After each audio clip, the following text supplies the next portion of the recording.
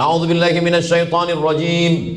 Bismillahirrahmanirrahim. Subhanalladzi asra bi'abdihi lailan minal masjidil haram ilal masjidil aqsa alladzi barakna haulah linuriyahu min ayatina. Maha suci Allah. Kenapa awal ayat itu disebut dengan Maha Suci Allah? Karena banyak orang yang tak mensucikan Allah ketika mendengar Isra dan Mi'raj. Ujian setelah 10 tahun dakwah.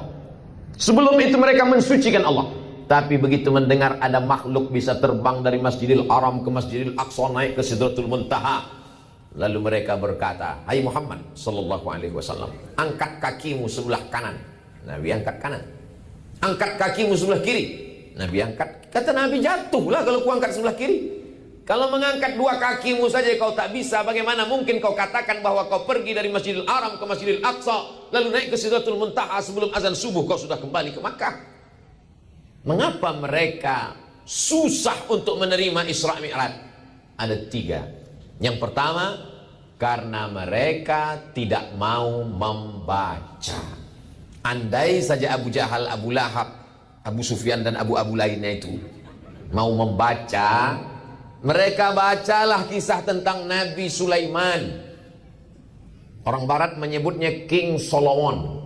Sampai di Yogyakarta jadi Sleman. Nabi Sulaiman mendengar bahwa ada seorang ratu namanya Queen Balqis, Ratu Bilqis. Istananya di Yaman. Dan Nabi Sulaiman berada di Palestina. Dari Yaman ke Palestina lebih kurang 3.000 km. Kalau naik pesawat 3 jam dengan kecepatan pesawat 1.000 km 1 jam. Lalu kemudian Nabi Sulaiman tahu bahwa Ratu Balqis sudah mau datang. Maka apa kata Nabi Sulaiman? Ya ayyuhal mala'u, wahai para tentara-tentaraku, ayyukum ya'tini bi arsyiha qabla an ya'tuni muslimin. Siapa di antara kalian yang mau sanggup membawa kursi Balqis sebelum Balqis sampai ke Palestina? Nabi Sulaiman mau memberikan kesan pertama begitu menggoda. Bagaimana supaya ketika Balqis sampai ke Palestina dia terkejut. Oh, aku belum sampai kok kursiku sudah sampai duluan. Apa kata jin Ifrit? Wa qala ifritum minal jin. Berkatalah jin Ifrit, ana atika bihi. Aku bisa membawa kursi Balqis dari Yaman ke Palestina. Berapa lama? Qabla an taquma min maqamik. Sulaiman, sebelum kau tegak dari tempat dudukmu, kursi Balqis sudah pindah dari Yaman ke Palestina. Kira-kira berapa detik lah itu tegak dari kursi tegak ke atas? Paling 5 detik. Kalau tidak terkena osteoporosis. 5 detik Sulaiman sampai kursi Balqis dari Yaman ke Palestina.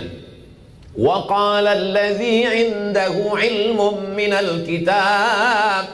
Berkatalah seorang laki-laki yang punya ilmu dari Al-Quran, namanya Asif bin Balkhiyah. Apa kata dia? Ana atika bihi qabla an yartadda ilaika tarfuk. Aku sanggup membawa kursi Balqis dari Yaman ke Palestina sebelum matamu berkedip. Begitu mata Sulaiman berkedip, langsung kursi Balqis sampai.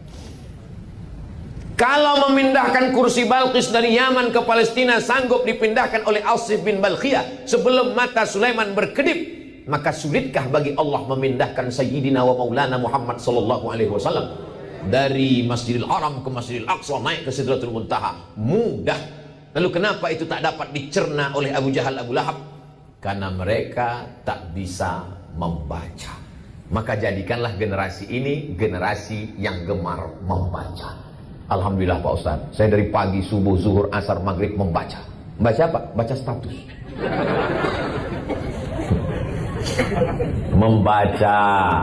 Membaca karena Anda adalah apa yang Anda baca. Saya selalu mengatakan, wahai bapak-bapak, guru-guru, habib-habib, profesor, doktor, saya membaca, itulah saya. Mungkin banyak yang belum Tuan baca, sudah saya baca. Tapi berapa banyak yang kalian baca belum terbaca oleh saya. Maka kita mesti mendidik anak-anak ini pandai membaca. Alhamdulillah mereka sudah khatam membaca Al-Quran. Tradisi khatam baca Quran sudah hampir punah sekarang. Dulu tradisi di kampung halaman kami di Sumatera Utara, di Riau, di Pulau Sumatera, anak laki-laki khatam Quran ketika mau khitan, mau sunat. Mungkin di sini di Pulau Jawa sunatnya lebih cepat. Bayi umur 7 hari, di tempat kami agak lama, taman SD. Bahkan ada yang taman SMP, karena waktu taman SD lari. Alhamdulillah sekarang sudah ada program namanya Sunatron, dan saya menjadi bintang iklannya. Anak Anda takut bersunat, daftarkan program Sunatron. Tidak sakit, langsung pakai celana dan bisa lari. Sudah kami sunat kemarin 90 anak, dan saya diminta untuk pemotongan yang pertama. Saya pun naik ke atas. Anak itu menangis menjerit. Mendengar dia menjerit, saya pula yang takut. Tradisi biasanya menghatamkan Quran sebelum anak khitan bagi laki-laki. Sedangkan anak perempuan biasanya dihatamkan sebelum akad nikah, ada acara berkhatam. Tapi di Ambon, Masya Allah, ada acara khusus. Jauh sebelum menikah, dia sudah dikhatamkan Al-Quran. Maka gugurlah kewajiban ayah dan ibunya, yaitu program ayyu'allimahul kitaba idza aqala. Wajib kau mengajarkan anakmu membaca Al-Quran sebelum dia berakal. Mereka sudah khatam. Bagi yang belum mendaftarkan anaknya, segera daftarkan sebelum tanggal penutupan berikut ini. Itu bisa dipotong untuk iklan. Saya selalu ada iklan pesantren, saya iklankan. Pengumpulan beras, lalu kemudian saya diminta menyerahkan beras setiap bulan. Makanya nanti saya pulang ke Pekanbaru, karena setiap hari Jumat kedua setiap awal bulan, pekan kedua menyerahkan beras. Penyerahan beras secara seremonial oleh Ustadz Abdul Somad. Peletakan batu pertama oleh Ustadz Abdul Somad. Penandatanganan pesantren oleh Ustadz Abdul Somad. Padahal bukan punya saya. Lama-lama saya termenung. Jangan-jangan nanti malaikat menyuruh saya, berikut ini masuk surga oleh Ustadz Abdul Somad secara seremonial. Jadi ada action, ada amal. Amal ini terwujud karena orang-orang yang tidak terkenal. Ada tokoh-tokoh di balik layar sehingga jadi acara program besar ini. Tapi yang tampil ke depan Abdul Somad. Gambar yang paling besar di baliho gambar saya. Sampai lubang hidung itu sebesar terowongan Mina.